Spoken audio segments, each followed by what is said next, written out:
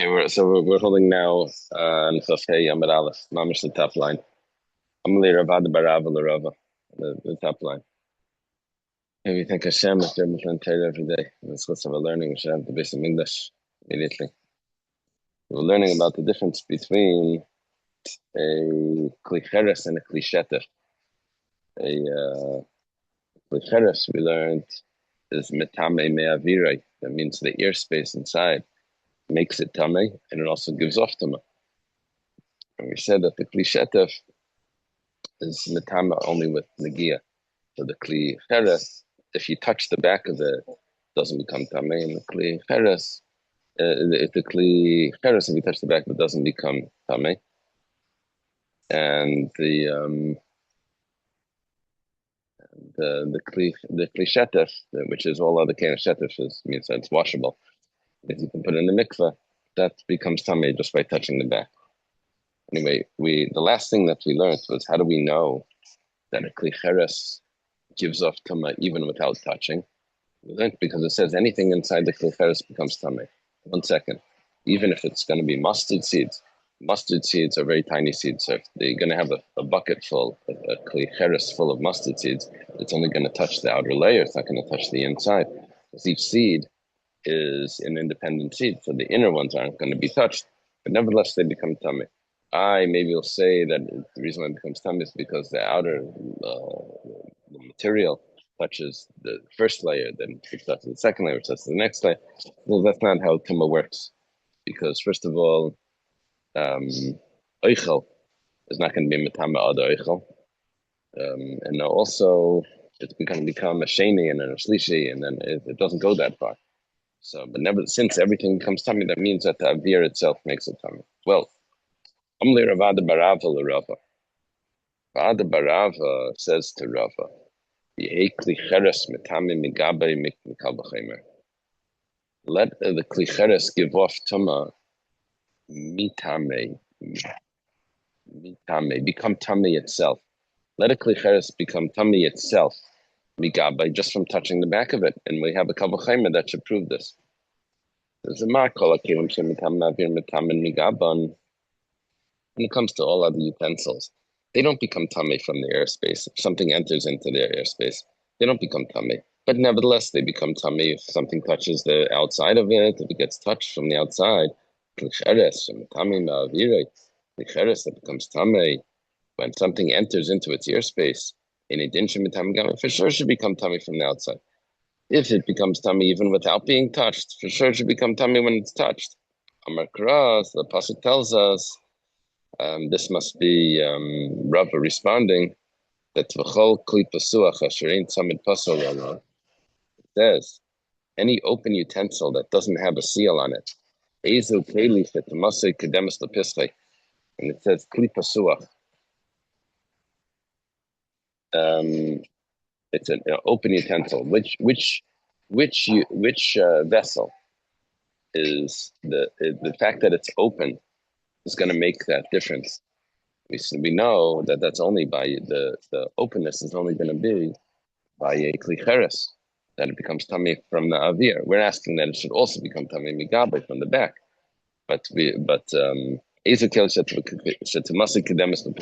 Kedemus means that it comes early, that the tumah comes early to its front door. Which keli has the tumah coming into its front door? Now with the Gemara's medayah.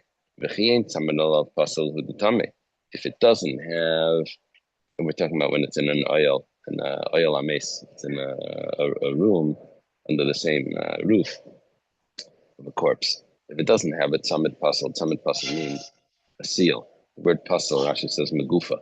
It's like a seal on a jug. Tzamid, I think, means tight. Rashi doesn't translate tzamid though, yeah. Pasal, he says megufa. So which vessel? This is talking about a klicheres. We're medayik. It says if there's no tzamid pasal on it, if it doesn't have a seal, if the vessel is open, then it's going to become tamid. Yesh tzamid pasal, but if it does have a seal on it, then it's going to be tahar. We see that it's not going to become tamid from being touched on the outside, because if it's sealed, can't become tummy. It's in the oil. That means anything that's in the oil is as if it's being touched from the outside. But nevertheless, we say that it's only going to become tummy if it's open, and that the touching, or not the touching, but the entering is going to enter through the ear space, and that would make it tummy. Okay. Now the Gemara says the opposite. Let's go the opposite way. Let's say that all utensils, metal or wood, should become tamei from the airspace. It doesn't become tamei from touching. But nevertheless, the airspace, if you enter into the airspace, it becomes tamei. Wow, the airspace is more strict. It becomes tummy easier if that's the case. So then we should say like this: something that becomes tummy from touching for sure should become tummy from the airspace. The airspace is more strict.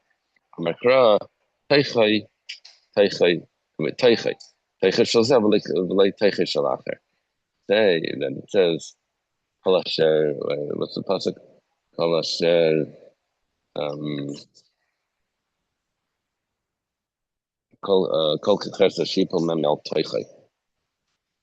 So anything that enters into the airspace, we know its airspace is toichai. Its airspace. It means that only the airspace, only the what comes inside the airspace of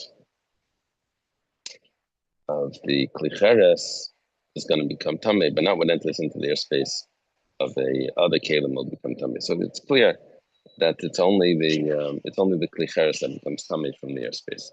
The Gemara asks, "V'hani teichai hadarshinu," but we already used teichai yesterday. Yesterday we used the word teichai. It said teichai twice. It says teichai about the keli becoming tamei. It says teichai about the keli giving off tama. Anything that's enters inside the keli will make the keli tamei. Anything that's in the keli when it's tamei will give off tama will become tamei. So it receives and it also gives off. So we used teichai already. The Gemara answers, Arba teichai ksivi. It actually says 4 times teichai. Now it actually says twice. But what we're saying is that it didn't have to say it. So it says the word teich and it also says teichai. So those are like 2 limudim. So teichai, Arba teichai ksivi. Teichai, teich, teichai, teich. That's the 4. Chad gufei. One is because it has to tell me that it becomes tummy from the inside. Chad gzer shava. One was the gzer shava that we said that if it gives off, gzer shava was if it gives off tuma of what's inside, it would also receives tuma, becomes tummy from entering inside, something tummy entering inside. One is the one that we just learned, that only by a klicheres will the entering into the inside give off, make the keli tamei, but not touching from the outside. Now we have a 4th halacha that just gets introduced right now in the Gemara, that this should be like this. If you have a klicheres, klicheres, styrofoam, and then inside the klicheres you have, which the klicheres is tamei. Inside the klicheres, you have another keli, like let's say a metal keli, like a cylinder of some sort that's inside. Inside, even that's considered klisheter. The food that's inside that cylinder is not going to become tamei because being that it's in a klicheres, because it's not in the klicheres itself. It's teichai. It's inside something that's in the klicheres. Now, why doesn't that keli become tamei and make what's inside tamei? So the rule is that the toich of the klicheres only gives off tama to oichlem umashkim, only to food and drink, not to kalim. Yeah. Rashi says,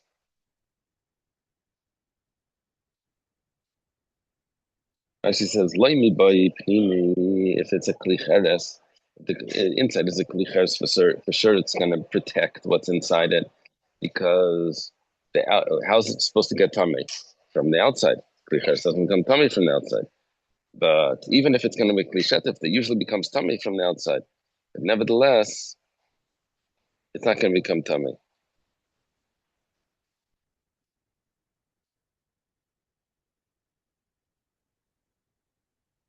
It learns from the Gemara Braisim Sachem, that maybe kalim should become tummy from the airspace of the kli cheres. It says no. Kol asher b'toicha yitma, v'samach le mikol oichel asher yochel. Anything inside that's food becomes tummy, not kalim.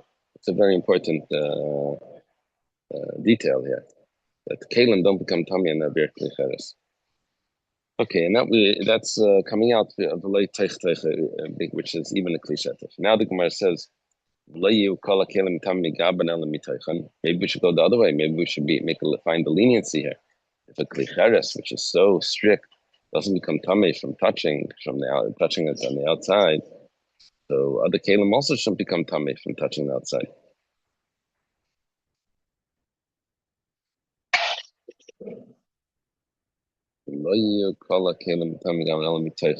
Only from inside the Megillah, by touching the inside. The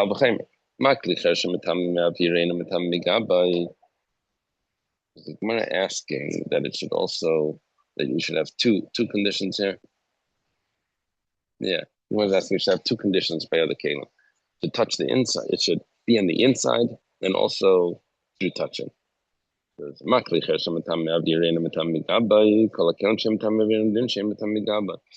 cheres protects, doesn't come tummy from the outside, but nevertheless it comes tummy from the inside. So other kalim for sure should that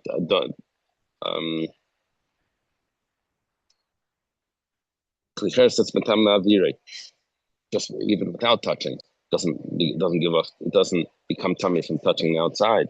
So other kalim that aren't become tummy just from the airspace. For sure, they shouldn't give off tummy from the outside, only from the inside through touching. Amakra, the pasuk says regarding that, any open utensil that's in the house of tumah, in the oil amaze, it's not covered is tummy. This is the one that there's a distinction between if it's covered or if it's not covered. This is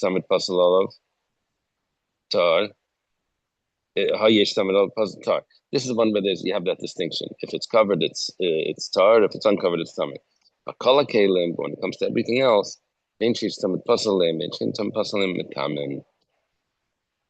doesn't matter if they're covered. So we have the pasuk over here says that only by the kli cheres do we make this distinction of if it's covered or not. By other kalim, they'll become tamei migaban. Okay, we have a new mishnah, but the similar style and similar topic. There's a bunch of different types of mishnayos. There's a list of different types of mishnayos. Someone wrote 14 types of mishnayos, all different types. This is a contrasting mishnah. This whole sequence of mishnayos that are contrasting. What applies to this doesn't apply to that. Now we have it started with it applies to shchita, doesn't apply to malika. Now we have tar b'kliyei, it's tamei b'kli matachas. What a wooden vessel how a wooden vessel would not contract tama. That's the way that a metal vessel would contract tama. And we're not talking about touching it from outside or inside here. We're talking about if it's considered a vessel yet. At what point is it considered a vessel? Now it says the opposite. How if it's at the stage where a metal vessel would not contract tama, a wooden vessel would contract them at that point. So we're going to have two terms over here. We're going to have the term goylam, not like the one in Prague. And we're going to have also the word pshute. Pshute means that it doesn't have a receptacle. It's just flat, like a tabletop or a cutting board or something like that. That's called pshute kliates. That is going to be by wood. It needs to have a receptacle in order to be tamei midiraisa. Then you have also a concept of a goylem. Goylem is when it's already a receptacle, but it's not finished. What else do you have to do to it if it's a receptacle? Well, maybe you want to put handles on it. Maybe you want to put sand it down. Maybe you want to decorate it. You want to polish it. A bunch of things that you can do that even though it's a receptacle. So what we're going to learn now is that a receptacle that's unfinished, if it's metal, is not going to be tamei. And if it's wood, it will be tamei. An unfinished receptacle, wooden receptacle, is already tamei. However, um, the opposite, what we're going to learn about is a flat board, like a metal blech, is going to be be makabel tama, but a wooden blech, like a cutting board or something, would not be makabel tama. The Tanur Rabbanan, Southern verse, Golmi creates an unfinished receptacle, wooden vessel is tamei. It's already tamei. Cracked coconut you want to use for maybe to make into a bowl, and it still is a little jagged. So what you're going to do is you're going to sand it down, but it's already tummy. It's already a receptacle. You can already start drinking from it and using it for cereal. It's already considered a receptacle. It's already give off tummy. Receive tummy. Receive tummy. That's what we're talking about. Receiving tummy. But a wooden flat slab of wood, just cutting the tree, you get a flat slab of wood, that's going to be tar. Even if that's already the finished product. Even if you polished it down, you're going to use it for something, I don't know, doors, I don't know what it would be, a tabletop or something. So that's going to be tar. Only let's say you have an unfinished product of metal, that's going to be tar, even if it's a receptacle. But Peshutayim is Tamayim. But if it's a flat board, a metal blech that you use to cover the stove for Shabbat, that's going to be Tamay. Nimtza, it comes out that it's mutually exclusive. Tahar b'kliyates Tamay b'klimatachas. It's tahar by wood, which we said was if it's flat, that's going to be Tamay by metal. Tahar b'klimatachas, what's tahar by metal, which was if it's an unfinished product, unfinished receptacle, you still have some sanding to do or polishing. That's going to be tummy b'kliyas. That's already be tummy by wood. We're on bottom of 25a. Excellent. This is it gives a description. These are the unfinished wooden products. Kol shasid lashuf, anything that still needs to be sanded, l'shabetz is get all these words over here.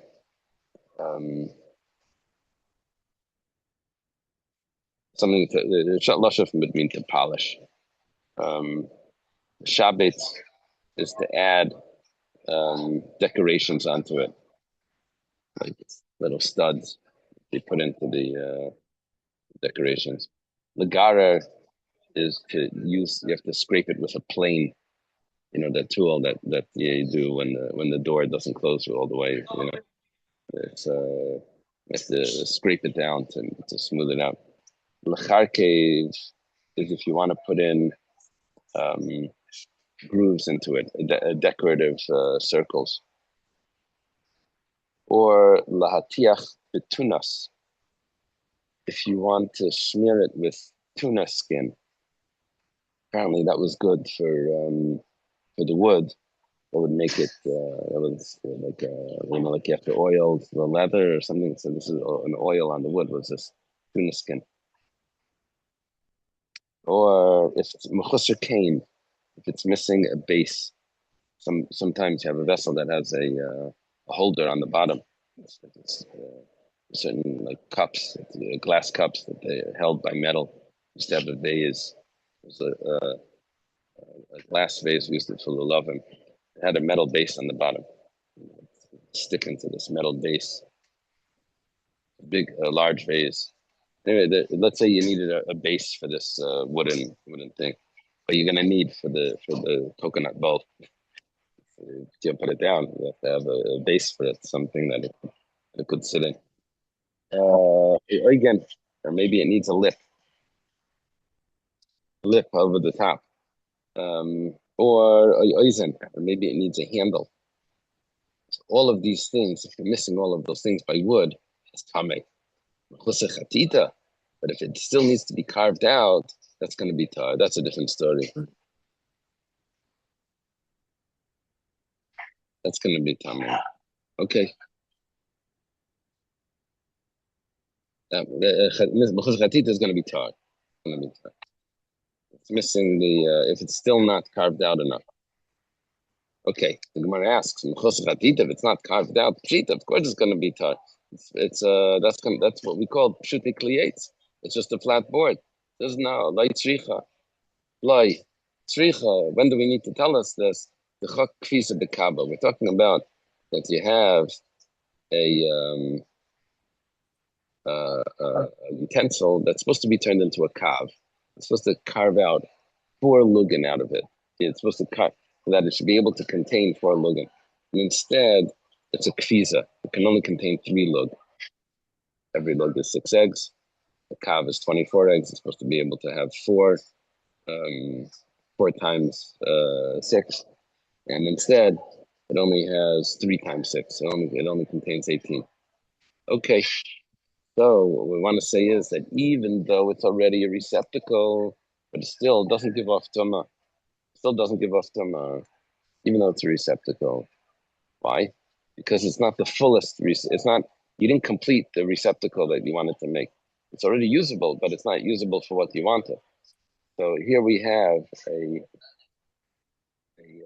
a case where an unfinished cleates is still not tummy because usually an unfinished cleates is going to be makabel tuma. But here, because it's not the carving out on the sides, but the carving out on the inside, making it a better receptacle, that wasn't completed yet.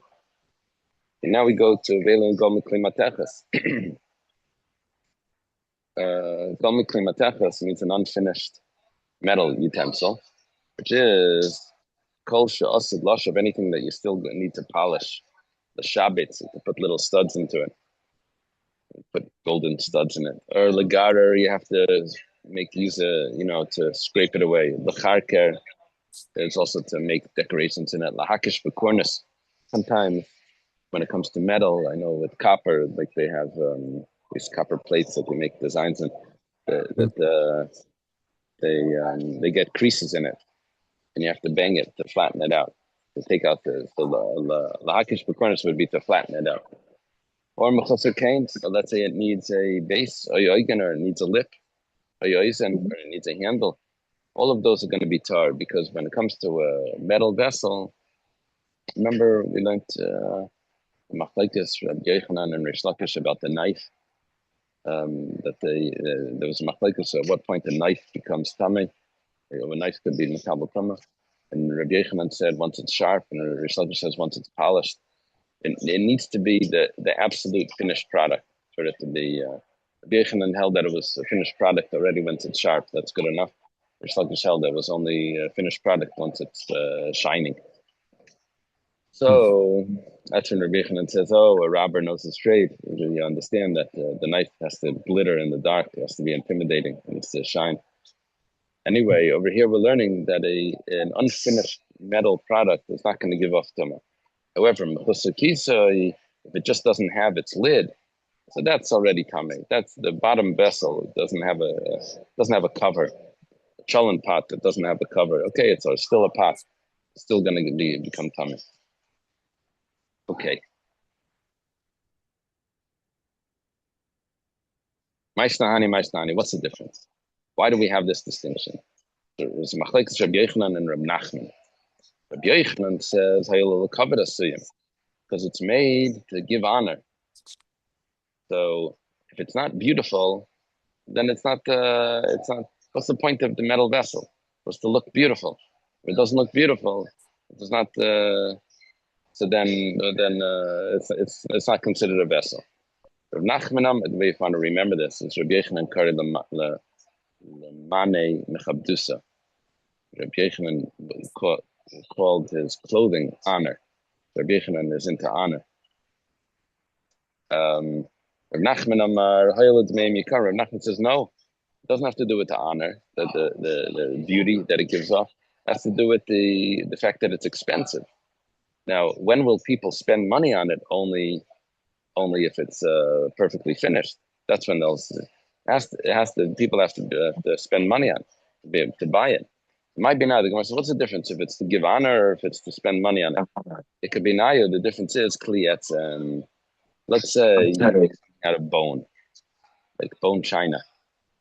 So according to Rabbi Yochanan, that it's meant to give honor. Well, the bone doesn't actually give honor.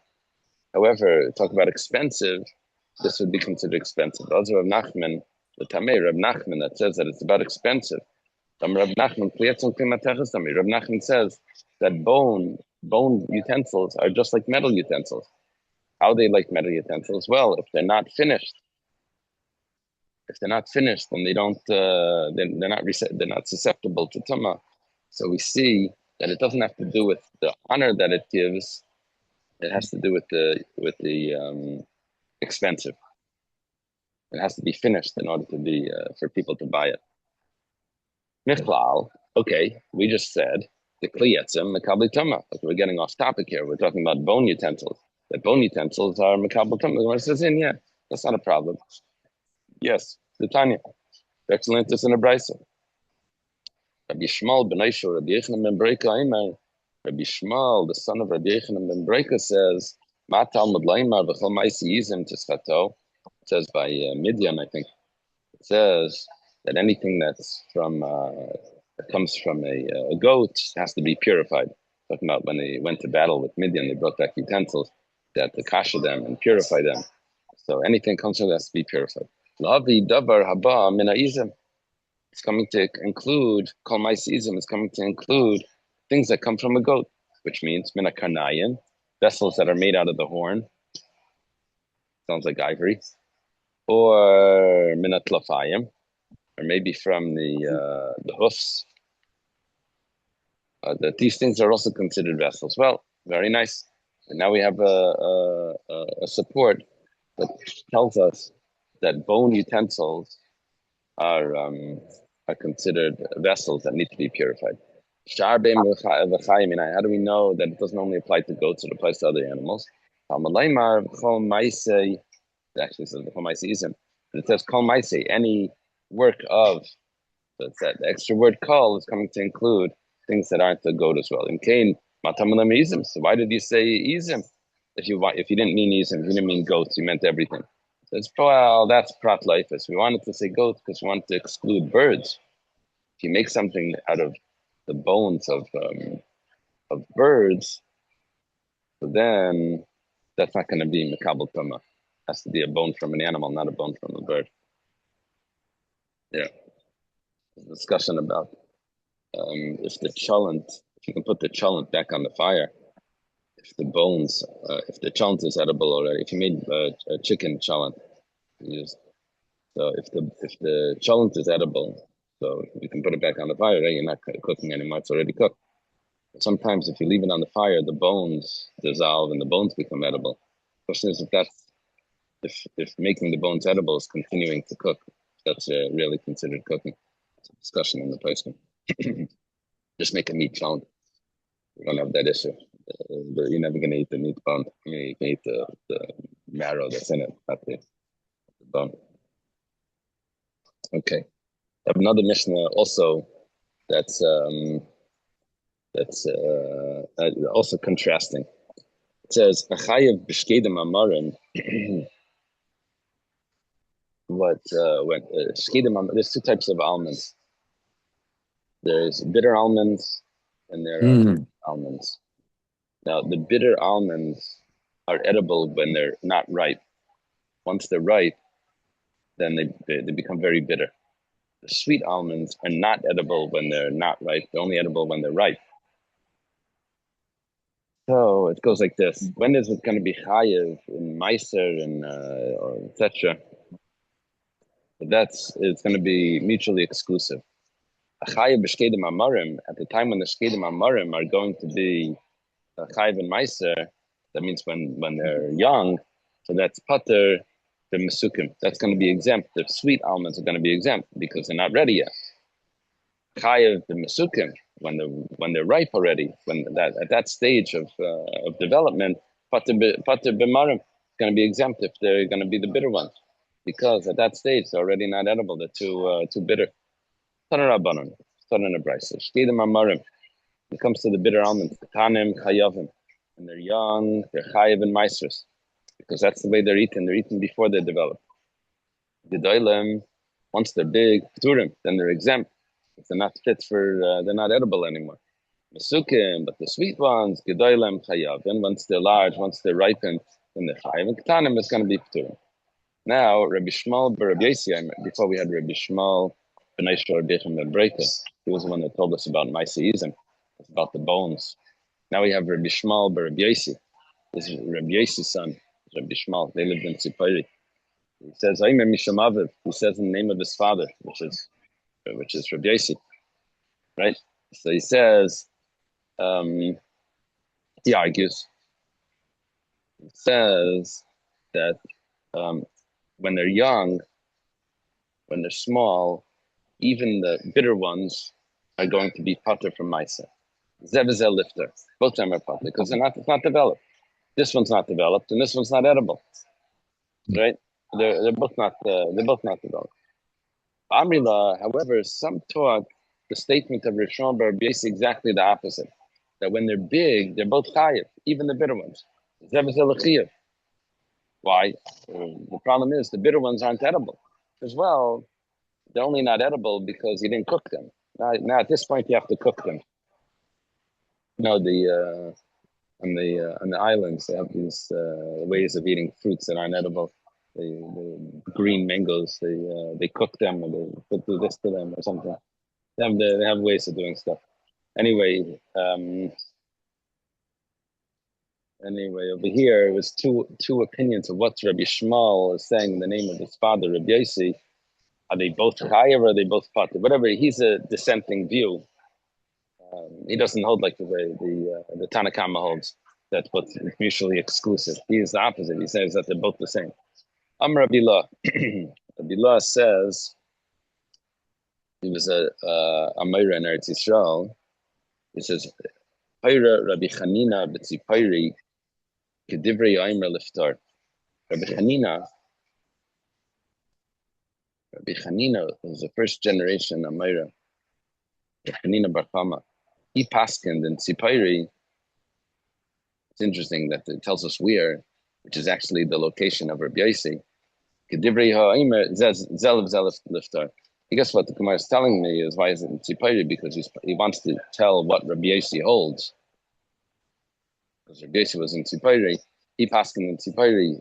He says that liftar, that whether both of them when they're young, whether they're the sweet ones or the bitter ones, they're not chayav in Maisa.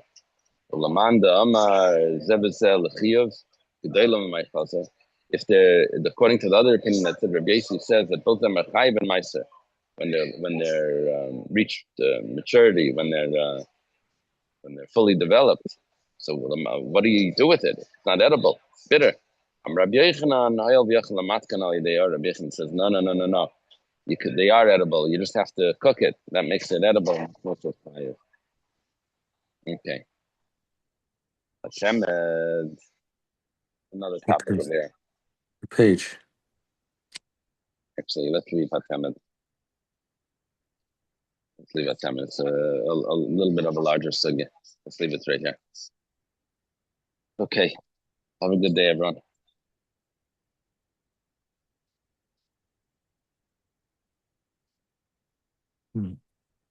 Page. What page are you on? What page are you on? I'm on 25B. 25B. Thank you. Okay.